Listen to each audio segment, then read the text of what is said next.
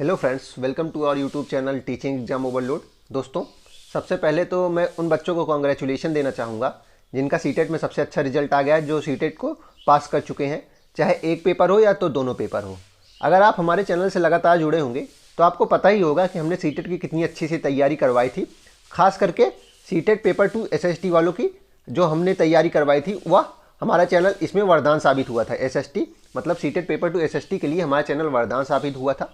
तो इन्हीं क्लासेस को आगे बढ़ाते हुए आज से हम क्या करेंगे, यूपी टेट और सुपर टेट की कंबाइंड क्लासेस चलाएंगे। आज से हम क्या करेंगे, यूपी टेट और सुपर टेट की कंबाइंड क्लासेस चलाएंगे और सीटेट का जब नोटिफिकेशन आएगा तो फिर उसकी भी क्लासेस स्टार्ट हो जाएंगी। फिलहाल यूपी टेट और सुपर टेट की कंबाइंड क्लासेस चलेंगी और जो सुपर टेट के कुछ एक्स्ट्रा क्लासेस चलेंगी उसमें जो सुपर टेट के कुछ एक्स्ट्रा टॉपिक्स हैं उसको पढ़ाया जाएगा। चलिए फिर सेशन को शुरू करने से पहले हमारी एक रिक्वेस्ट है कि हमारे चैनल को लाइक करें, सब्सक्राइब करें तथा ज़्यादा से ज़्यादा शेयर करें।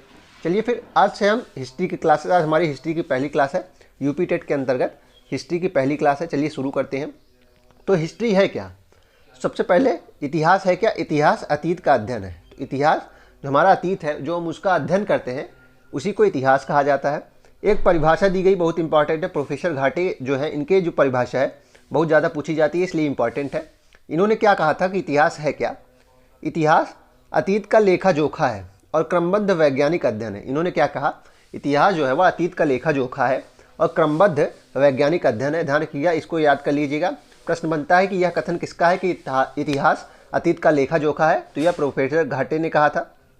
अब देखते हैं इतिहास को कितने भागों में बांटा गया है। इतिहास काल को कितने भागों में बांटा गया है? तो 3 भागों में बांटा गया है। ध्यान रखिएगा, 3 भागों में बांटा गया है। पहला है प्री हिस्टोरिक या फिर प्राग ऐतिहासिक काल, दूसरा है आद्य ऐतिहासिक काल और तीसरा ऐतिहासिक काल।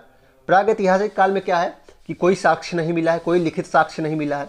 आद्य ऐतिहासिक में लिखित साक्ष्य तो मिला है लेकिन अभी तक उसे पढ़ा नहीं जा सका है, और ऐतिहासिक काल में लिखित साक्ष्य भी मिले हैं और पढ़ा भी जा चुका है। तो यह भी पूछा जाता है कि इतिहास के किस कालखंड का कोई साक्ष्य लिखित नहीं मिला है तो वह प्रागैतिहासिक काल होगा। यह प्रश्न अगर बनेगा कि इतिहास काल में किस कालखंड का लिखित साक्ष्य तो मिला है लेकिन उसे पढ़ा नहीं जा सका है, तो वो प्रोटो हिस्टोरिक हो जाएगा। चलिए फिर देखते हैं, इतिहास काल को 3 खंडों में बांटा गया है। पहला देखते हैं प्री हिस्टोरिक या फिर प्रागैतिहासिक काल। इसमें स्टोन एज भी आता है, जब कोई लिखित साक्ष्य नहीं मिलता है। तो जिसका लिखित साक्ष्य नहीं मिला है उसे ही प्रागैतिहासिक या फिर प्री हिस्टोरिक काल कहा गया है। जैसे कि पाषाण काल, ध्यान रखिएगा, पाषाण काल किसके अंतर्गत आएगा? प्री हिस्टोरिक काल के अंतर्गत आएगा। दूसरा है आद्य ऐतिहासिक काल। आद्य ऐतिहासिक काल दूसरा है, प्रोटो हिस्टोरिक है ना, आद्य ऐतिहासिक अर्थात प्रोटो हिस्टोरिक।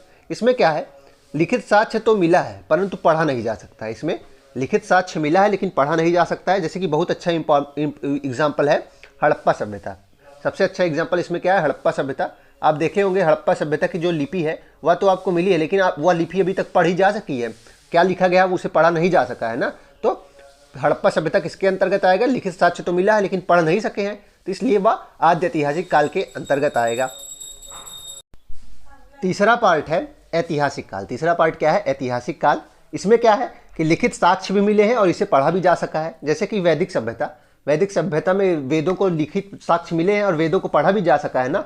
मौर्य काल देख लीजिए, इसके बाद मतलब कोई भी उदाहरण ले लीजिए, जैसे कि मुगल काल ले लीजिए, तो लिखित साक्ष्य भी मिले हैं और पढ़ा भी जा सकता है, तो ये ऐतिहासिक काल के अंतर्गत आएगा। तो आशा करता हूँ कि आपको जो इतिहास के कालखंडों को बांटा गया है वह समझ में आ गया होगा, जिसे 3 कालखंडों में बांटा गया है, प्राग ऐतिहासिक काल, प्री हिस्टोरिक, प्रोटो हिस्टोरिक अर्थात आद्य ऐतिहासिक काल और तीसरा ऐतिहासिक काल।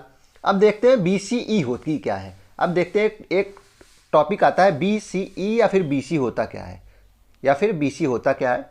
तो ईसा मसीह के जन्म से पहले की जो तारीखें होती है उसे ही BCE कहा जाता है, अर्थात बिफोर कॉमन एरा कहा जाता है, या फिर बिफोर क्राइस्ट कहा जाता है। उसे क्या कहा जाता है? Before Christ. तो और AD किसे कहा जाता है? AD का फुल फॉर्म होता है एनो डोमिनी, या फिर इसे ही ACE कहा जाता है, अर्थात आफ्टर कॉमन एरा। और इसमें होता क्या है, जैसे कि जीसस का जो जन्म था उसे ही एक मानक मान लिया है तारीख बनाने के लिए, और उसके जो पहले की तारीखें होती है उसे BC दिखाया जाता है। जैसे कि 47 अगर BC लिखा है, इसका मतलब क्या है? ईसा मसीह के जन्म से 47 वर्ष पूर्व। इसका अर्थ क्या हो जाएगा? ईसा मसीह के जन्म से 47 वर्ष पूर्व। और वर्तमान में जैसे 2024 चल रहा है, 2024 AD चल रहा है, तो इसमें इसका मतलब क्या है? ईसा मसीह के जन्म से 2024 वर्ष बाद, ईसा मसीह के जन्म से 2024 वर्ष बाद। तो BCE होता क्या है? बिफोर कॉमन एरा, या फिर BC से ही कहा जाता है, बिफोर क्राइस्ट कहा जाता है। और इसमें क्या होता है कि ईसा मसीह के जन्म से पहले की जो चीज़ें होती हैं, जो तारीखें होती हैं, उसे BC से दर्शाया जाता है। जैसे कि अगर 98 BC लिखा है तो इसका मतलब क्या हो जाएगा कि ईसा मसीह के जन्म से 98 वर्ष पहले, और अगर 1947 AD लिखा है इसका मतलब क्या हो जाएगा, ईसा मसीह के जन्म के 1947 वर्ष बाद। तो इसमें यही बताना था। आशा करता हूँ कि आपको समझ में आ गया होगा। अब है कि इतिहास को पढ़ा कैसे जाए। अब अगला टॉपिक हमारा है इतिहास को पढ़ा कैसे जाए।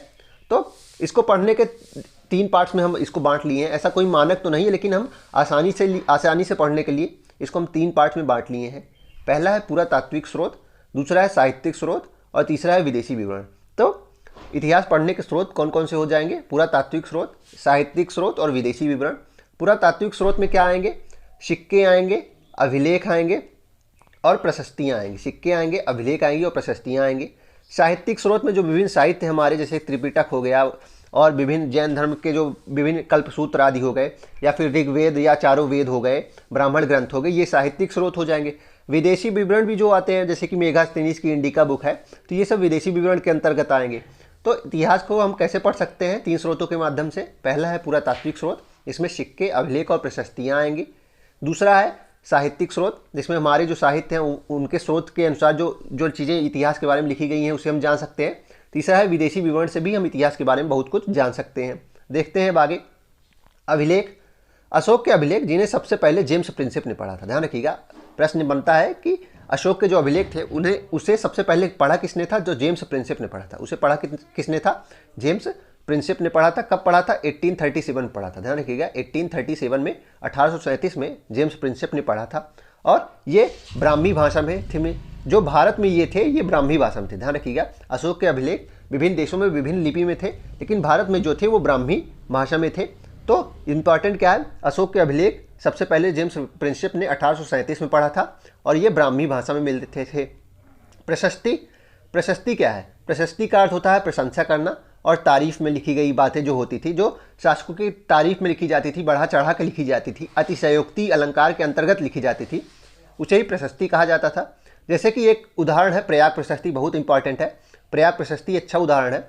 समुद्रगुप्त के कवि हरिसेन ने लिखी थी, संस्कृत भाषा में लिखी थी। एक और इम्पॉर्टेंट बात है, संस्कृत भाषा में लिखी थी, समुद्रगुप्त के कवि हरिसेन ने लिखी थी। ध्यान रखिएगा, प्रयाग प्रशस्ति समुद्रगुप्त के कवि हरिसेन ने लिखी थी और संस्कृत भाषा में लिखी थी।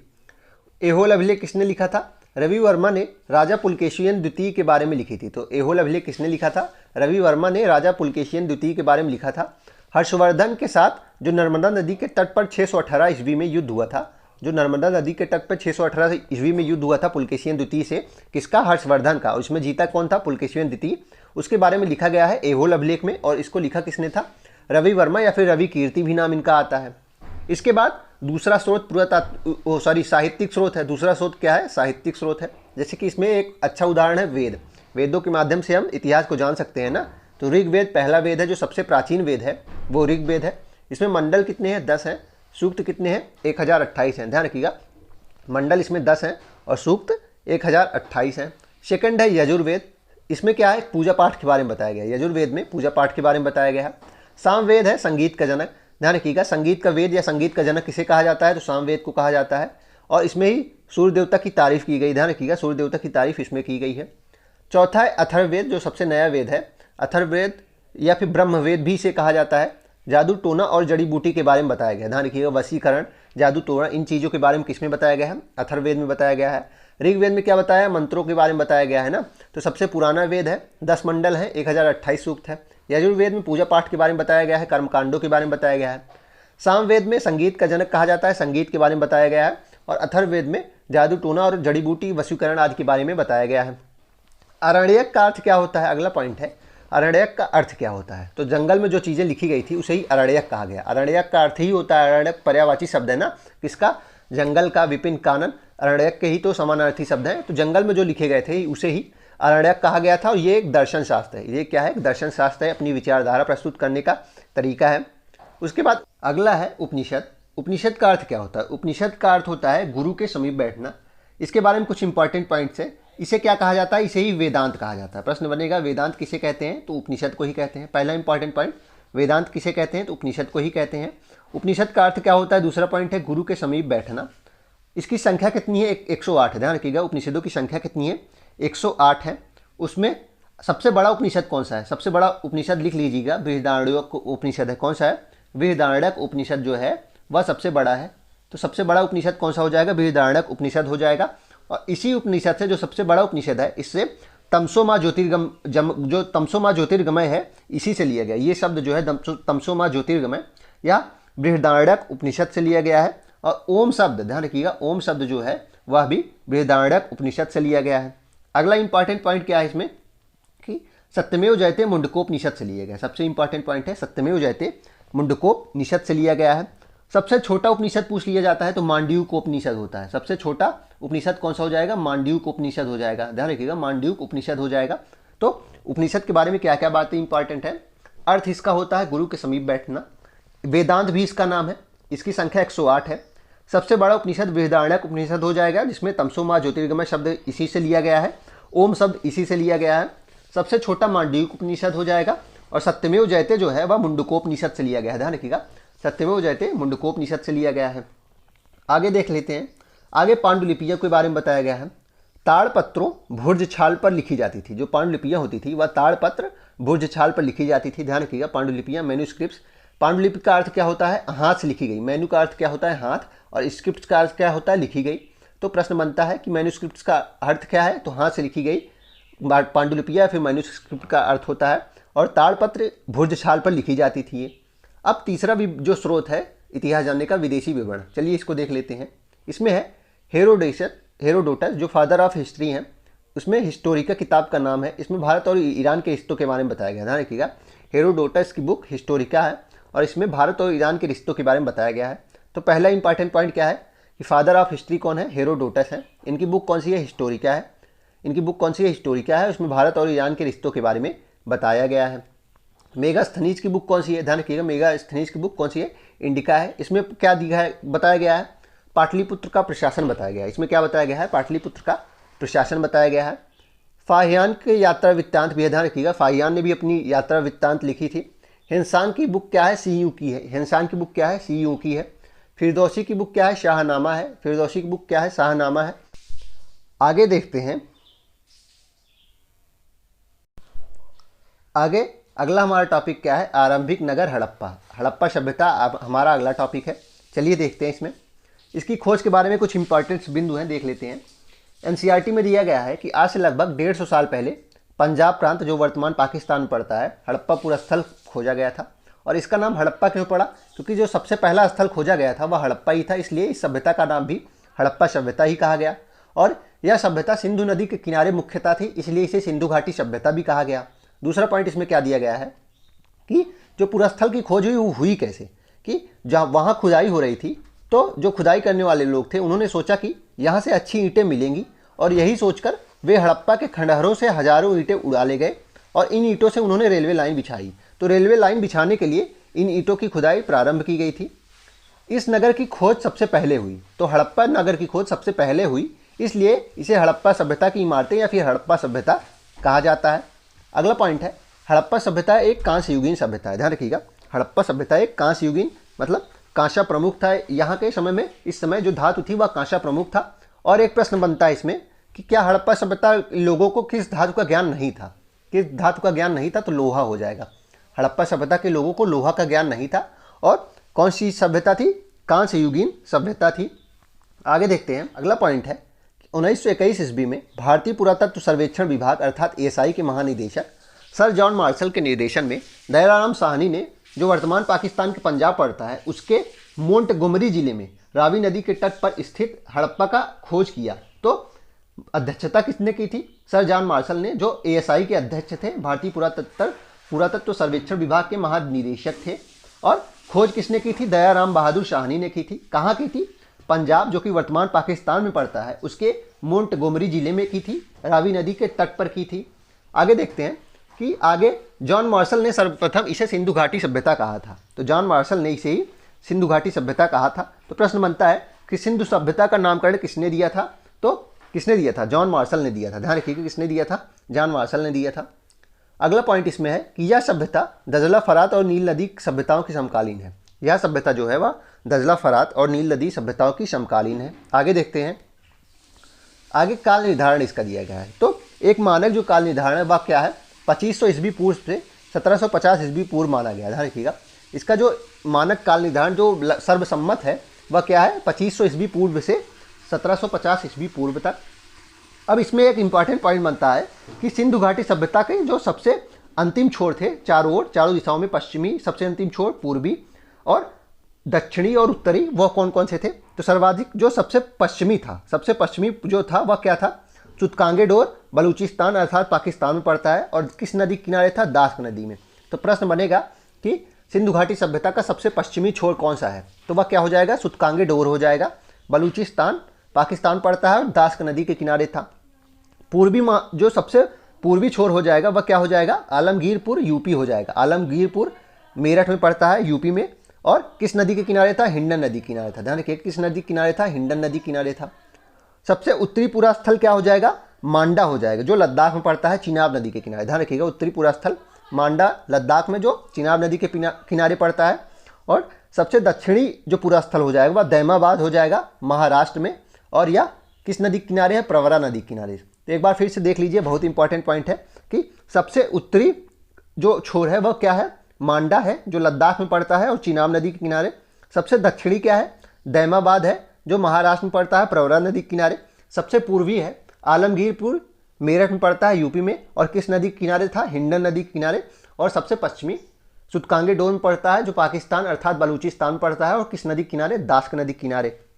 अब अगला पॉइंट पूछा जाता है कि सिंधु घाटी सभ्यता का आकार क्या था, त्रिभुजाकार था। इसका आकार क्या था, त्रिभुजाकार था। क्षेत्रफल पूछा जाता है तो 13 लाख वर्ग किलोमीटर। क्षेत्रफल क्या है, 13 लाख वर्ग किलोमीटर है। आगे देखते हैं हड़प्पा कालीन स्थलों के महत्वपूर्ण तथ्य। देख लेते हैं हड़प्पा कालीन स्थलों के महत्वपूर्ण तथ्य। पहला इंपॉर्टेंट पॉइंट है कि पूर्वी टीले को नगर टीला कहा जाता था तथा पश्चिमी टीले को दुर्ग टीला कहा जाता था। तो पूर्वी टीले को क्या कहा जाता था, नगर टीला कहा जाता था, जिसमें निम्न वर्ग के लोग रहते थे। पश्चिमी टीले को क्या कहा जाता था, दुर्ग टीला कहा जाता था। यह ऊंचाई पे होता था, छोटा होता था और बड़े लोग इसमें रहते थे। ध्यान रखिएगा, जिसे नगर टीला कहा जाता था अर्थात पूर्वी टीला बड़ा होता था और नीचे वाले स्थानों पे होता था, जहाँ मतलब ऊंचाई ज़्यादा नहीं होती थी, निम्न स्थानों पे होता था और यहाँ निम्न वर्ग के लोग रहते थे। दक्षिण में एक ऐसा स्थान है अथवा कब्रिस्तान स्थित है जिसे समाधि R37 नाम दिया गया। ध्यान रखिएगा, दक्षिण में एक ऐसा स्थान है या फिर कब्रिस्तान है जिसे समाधि R37 नाम दिया गया है। अगला पॉइंट है, सिंधु सभ्यता में अभिलेख युक्त मोहरे सर्वाधिक हड़प्पा में मिले हैं। ध्यान रखिएगा, सर्वाधिक मोहरे कहाँ मिली हैं, तो हड़प्पा में मिली है। इंपॉर्टेंट है, प्रश्न बनता है सिंधु घाटी सभ्यता में सर्वाधिक मोहरे कहाँ से मिली हैं, तो हड़प्पा से मिली हैं। आगे देखते हैं महत्वपूर्ण अवशेष क्या क्या मिले हैं। शंख का बना बैल मिला है, स्त्री के गर्भ से निकलता हुआ पौधा मिला। ध्यान रखिएगा, स्त्री के गर्भ से निकलता हुआ पौधा, यह कहाँ से मिला है, ये हड़प्पा से ही मिला है। पीतल का बना इक्का मिला है, पीतल का बना इक्का मिला है। ईंटों के वृत्ताकार चबूतरे मिले हैं, तो गोलाकार ईंटें भी मिली हैं। कहाँ से मिली हैं वो भी इंपॉर्टेंट है, वो कहाँ से मिली है, चनहुदोड़ से मिली है। कहाँ से मिली है, चनहुदोड़ से मिली है। तो जो गोलाकार ईंटें हैं वृत्ताकार, वो चनहुदोड़ से मिली हैं। गेहूँ तथा जौ के दानों के अवशेष भी मिले हैं, गेहूँ और जौ के दाने के अवशेष भी मिले हैं, ये भी कहाँ से मिले हैं, हड़प्पा से मिले हैं। अब मोहनजोदाड़ो के बारे में देख लेते हैं। मोहनजोदाड़ो क्या था, इसको सिंधी भाषा में क्या कहा जाता था, मृतकों का टीला कहा जाता था। सिंधी भाषा का शब्द है मोहनजोदाड़ो, ध्यान रखिएगा, सिंधी भाषा का शब्द है और इसका अर्थ क्या है, मृतकों का टीला। यह सिंध के लरकाना जिले में सिंध नदी के तट पर स्थित है। ध्यान रखिएगा, इसकी पोजीशन भी देख लीजिए। सिंध के लरकाना जिले में, जो वर्तमान पाकिस्तान पड़ता है, सिंध नदी के तट पर स्थित था। ये कैसा शब्द है, सिंधी शब्द है, इसका अर्थ क्या है, मृतकों का टीला। आगे देखते हैं, मोहनजोदाड़ो में विशाल तालाब बनाया गया था जिसे पुरातत्वविदों ने महान स्नानागार कहा गया। तो प्रश्न बनता है कि महान स्नानागार सिंधु घाटी सभ्यता के किस स्थल में पाया गया है, तो वह मोहनजोदाड़ो में पाया गया था और यहाँ की सबसे बड़ी इमारत थी, ये यहाँ की सबसे बड़ी इमारत थी।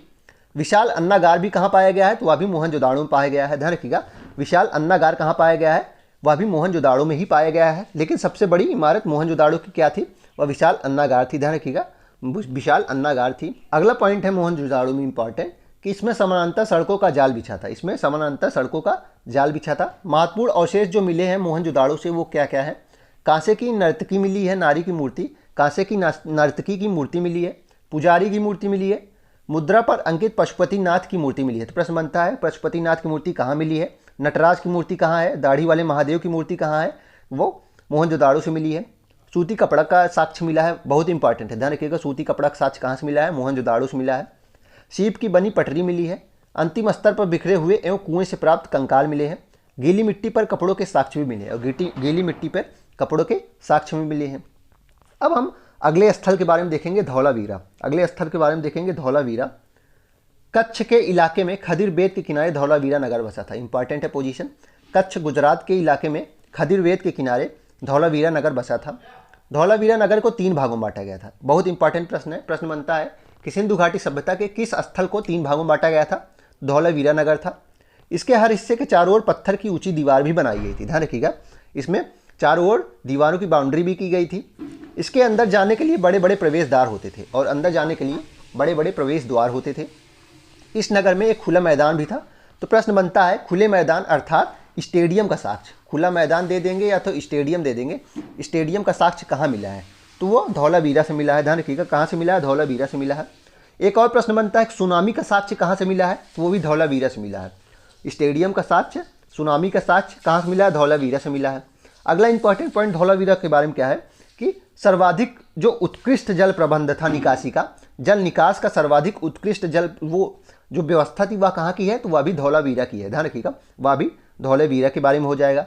तो धौलावीरा के बारे में इंपॉर्टेंट पॉइंट क्या क्या आपने पढ़ा कि यह कच्छ के इलाके में खदिर बेद के किनारे बसा था, या 3 भागों में बटा था और चारों ओर इसकी बाउंड्री की गई थी। स्टेडियम का साक्ष्य कहाँ से मिला है? धौलावीरा से। सुनामी के साक्ष्य कहाँ मिला है? धौलावीरा से। 3 टीलों में बता था धौलावीरा। तो इतनी चीज़ें आपको याद रखनी है। आगे देख लेते हैं। यहाँ मिले कुछ अवशेष में हड़प्पा लिपि के बड़े बड़े अक्षरों को पत्थरों में खुदा पाया गया। ध्यान रखिएगा, एक और इंपॉर्टेंट पॉइंट इसमें है कि यहाँ जो अभिलेख मिले थे उसे पत्थरों में खुदा हुआ पाया गया था। बाकी जगह नहीं था, लेकिन जो धौलावीरा में अवशेष मिले थे, अभिलेख मिले थे, उसको पत्थरों में खुदा हुआ पाया गया था।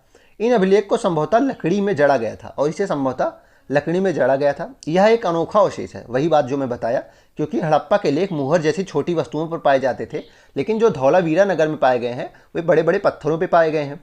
अब हम अगला स्थल देखेंगे लोथल। अगला स्थल हमारा क्या है? लोथल है।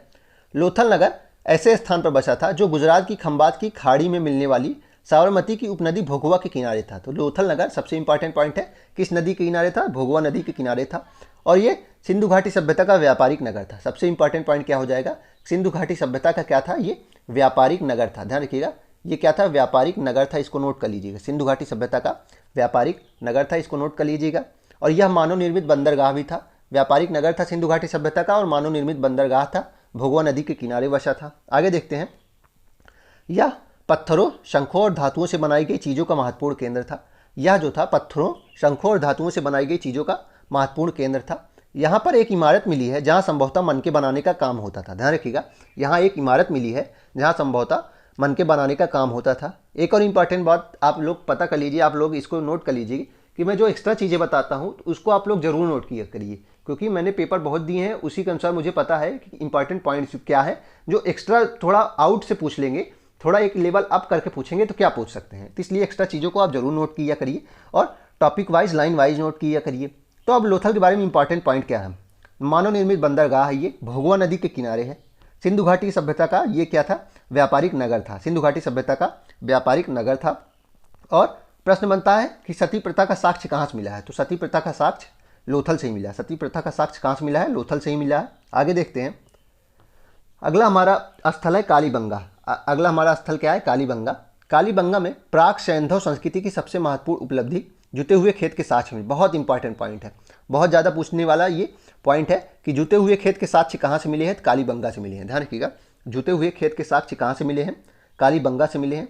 अगला एक इंपॉर्टेंट पॉइंट इसमें देख लेते हैं कि सेल खड़ी की मुहरें एवं मिट्टी की छोटी मुहरें महत्वपूर्ण अभिलिखित वस्तुएं थी, जिनका वर्ण हड़प्पा कालीन लिपि के समान ही था। तो सेल खड़ी की मुहरें भी यहाँ मिली हैं। प्रतीकात्मक समाधियाँ, काली चूड़ियाँ, हवन कुंड या अग्निकुंड इत्यादि यहाँ मिले हैं। तो और इम्पॉर्टेंट, सबसे पहला इंपॉर्टेंट पॉइंट क्या है? जुते हुए खेतों के साक्ष्य मिले हैं। दूसरा इंपॉर्टेंट पॉइंट क्या है? सेल खड़ी की मुहरें मिली हैं। तीसरा इंपॉर्टेंट पॉइंट है काली चूड़ियाँ मिली हैं। और 7 हवन कुंड या अग्निकुंड मिले हैं। 7 हवन कुंड के साक्ष्य यहाँ मिले हैं। ध्यान रखिएगा, 7 हवन कुंड मिले हैं। तो कालीबंगा के बारे में इतनी इंपॉर्टेंट है, जुटे हुए खेत के साक्ष्य मिले हैं, 7 हवन कुंड के साक्ष्य मिले हैं, चूड़ियों के साक्ष्य मिले हैं और लकड़ी के हल के साक्ष्य मिले हैं। एक और इंपॉर्टेंट पॉइंट है, लकड़ी के हल के साक्ष्य मिले हैं। अब हम नगरीय विशेषता के बारे में देख लेंगे। हड़प्पा एक नगरीय संस्कृति थी। ध्यान रखिएगा, प्रश्न बनता है कि हड़प्पा कैसी सभ्यता थी? तो नगरीय सभ्यता थी, नगरीय संस्कृति की सभ्यता थी। इस संस्कृति की महत्वपूर्ण विशेषता इसकी नगर नियोजन प्रणाली है। और इसकी नगर की जो ये सभ्यता थी, सबसे महत्वपूर्ण विशेषता क्या थी कि इसकी नगर नियोजन प्रणाली बहुत ही उत्कृष्ट थी। इस सभ्यता के नगर विश्व के प्राचीनतम सुनियोजित नगर हैं। और इस सभ्यता के जो नगर थे विश्व के प्राचीनतम सुनियोजित नगर थे। सामान्यतः इस सभ्यता के नगरों में से कई को 2 या उससे ज़्यादा हिस्सों में विभाजित किया गया था। तो अभी तक जितने भी मिले हैं सबको 2 भागों में बांटा गया था, सिवाय एक को छोड़ के।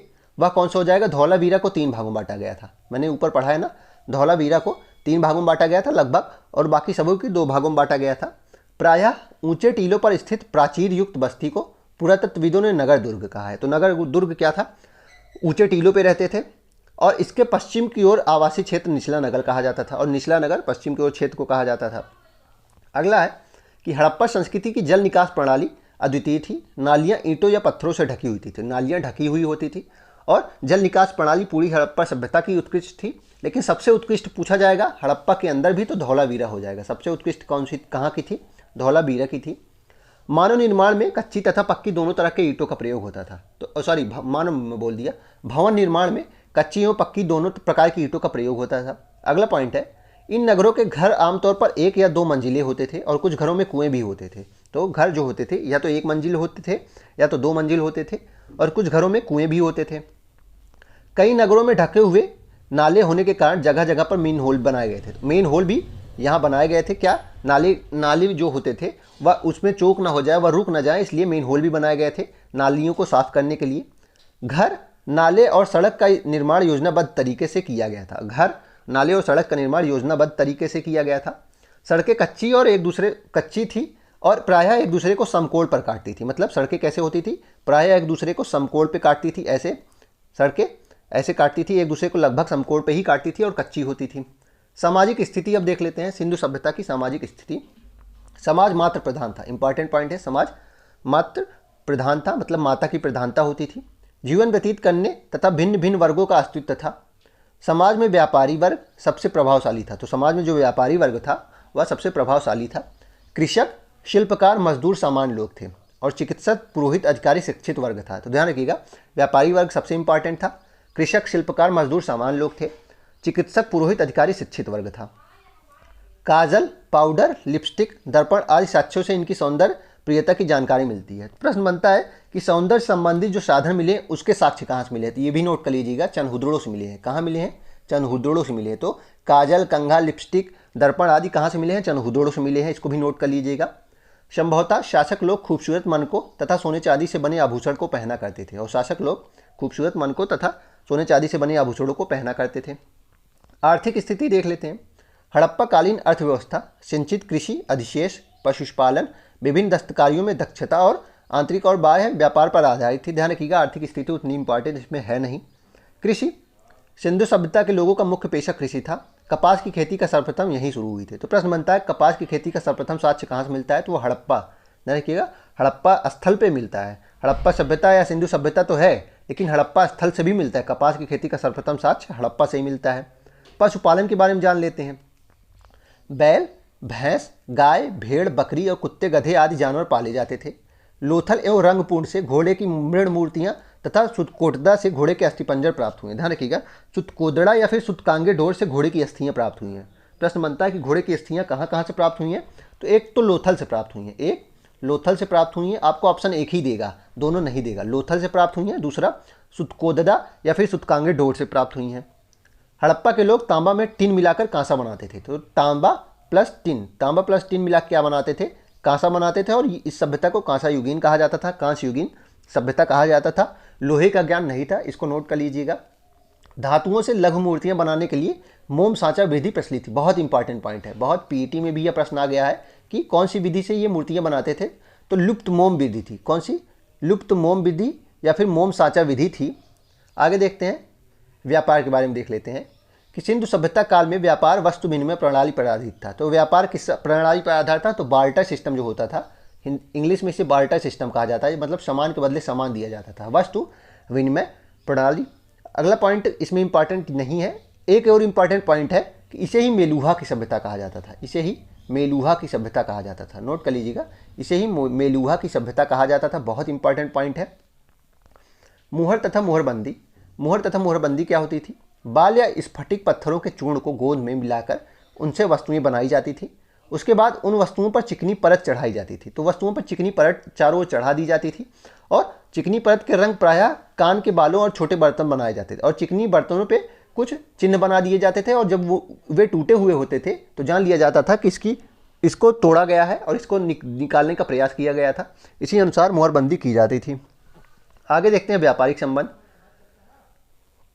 देशी व्यापार के परिवहन के साधन बैलगाड़ी तथा विदेशी व्यापार मुख्यतः नौ परिवहन द्वारा होता था। गुजरात से चावल, लोथल व कांगेडोर से कपास का निर्यात किया जाता था। ध्यान रखिएगा, इंपॉर्टेंट, गुजरात से चावल का निर्यात किया जाता था। लोथल व सुतकांगेडोर या सुरकोटतर से कपास का निर्यात किया जाता था। सिंधु से निर्यात की वस्तुएं क्या थी? तांबा, मोर, हाथी दांत की वस्तुएं, कंघा, सूती कपड़ा आदि। तौल की इकाई 16 के अनुपात में थी। इंपॉर्टेंट है, तौल की इकाई 16 के अनुपात में थी। मोहनजोदाड़ो से सीप एवं लोथल से हाथी दांत के पैमाने मिले हैं। ध्यान रखिएगा, मोहनजोदाड़ो से सीप एवं लोथल से हाथी दांत के पैमाने मिले हैं। मोहरे तथा लिपि, हड़प्पा संस्कृति की सर्वोत्तम कलाकृतियां हैं उसकी मोहरे। ध्यान रखिएगा, हड़प्पा संस्कृति में सबसे ज़्यादा क्या मिला है? मोहरे ही मिली हैं। आमतौर पर मोहरे चौकोर होती थी, लेकिन बेलनाकार, वृत्ताकार, आयताकार मोहरे भी मिली हैं। अधिकांश मोहरे सेलखड़ी की बनाई जाती थी। ध्यान रखिएगा, अधिकांश मोहरे सेलखड़ी की बनाई जाती थी। मोहरों पर सर्वाधिक चित्र किसका मिला है? तो एक सींग वाले सांड अर्थात वृषभ का मिला है। ध्यान रखिएगा, मोहरों पर सर्वाधिक चित्र किसका मिला है? एक सींग वाले सांड अर्थात वृषभ का मिला है। लिपि क्या थी? इंपॉर्टेंट पॉइंट, सिंधु घाटी सभ्यता की लिपि क्या थी? तो भाव चित्रात्मक थी। ध्यान रखिएगा, सिंधु घाटी सभ्यता की लिपि भाव चित्रात्मक थी। यह क्रमशः दाईं से बाईं ओर लिखी जाती थी। यह कैसे लिखी जाती थी? ऐसे लिखी जाएंगी, पहले ऐसे लिखी जाएंगी, उसके बाद फिर यहाँ से ऐसे शुरू होगा, फिर अगली लाइन में यहाँ से फिर ऐसे, तो दाईं से बाईं, फिर उसके बाद बाईं से दाईं, फिर दाईं से बाईं लिखी जाती थी। और इस पद्धति को क्या कहा जाता था? बोस्ट्रोफेदीन कहा जाता है। इसे क्या कहा जाता था? बोस्ट्रोफेदीन कहा जाता था।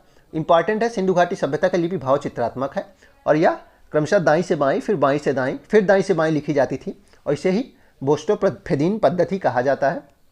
धार्मिक जीवन देख लेते हैं। हड़प्पा लोगों का धार्मिक जीवन हिंदू जीवन पद्धति से मिलता था। हड़प्पा के पुरा स्थल से प्राप्त मिट्टी की मूर्तियाँ, पत्थर की छोटी मूर्तियाँ, मोहरे, पत्थर निर्मित लिंग या योनियाँ, मेदभांडों पर चित्रित चिन्हों से यह परिलक्षित होता है कि धार्मिक विचारधारा मातृ देवी, पशुपतिनाथ, लिंग योनि, वृक्ष प्रतीक, पक्ष और जल आदि की पूजा की। अगला हमारा लास्ट पॉइंट है कि सभ्यता का अंत कैसा हुआ। तो प्राकृतिक आपदाएं जैसे कि बाढ़, सूखा और नदी के बहाव में परिवर्तन इस सभ्यता के पतन के मुख्य कारक माने जाते हैं। तो सभ्यता का अंत में सबका सर्वसम्मत तो नहीं है। कुछ मानते हैं कि बाढ़ की वजह से हुआ था, कुछ सूखे की वजह से मानते हैं, कुछ नदी के बहाव, या कुछ मानते हैं क्या कि कुछ मानते हैं कि प्रदूषण आदि के कारण हुआ था। तो विभिन्न कारण माने जाते हैं, लेकिन सर्वाधिक जो सबसे इंपॉर्टेंट कारण है वो बाढ़ या सूखा है। ध्यान रखिएगा। और सभ्यता का अंत किस लिए माना जाता है? बाढ़ से या फिर सूखा से माना जाता है। चलिए फिर इसी के साथ आज के सेशन को हम समाप्त करते हैं। आशा करता हूँ कि आपको यह सेशन पसंद आया होगा। अगर आप इसी तरह के अन्य सेशन देखना चाहते हैं तो हमारे YouTube चैनल को लाइक करें, सब्सक्राइब करें तथा ज़्यादा से ज़्यादा शेयर करें। चलिए फिर, धन्यवाद।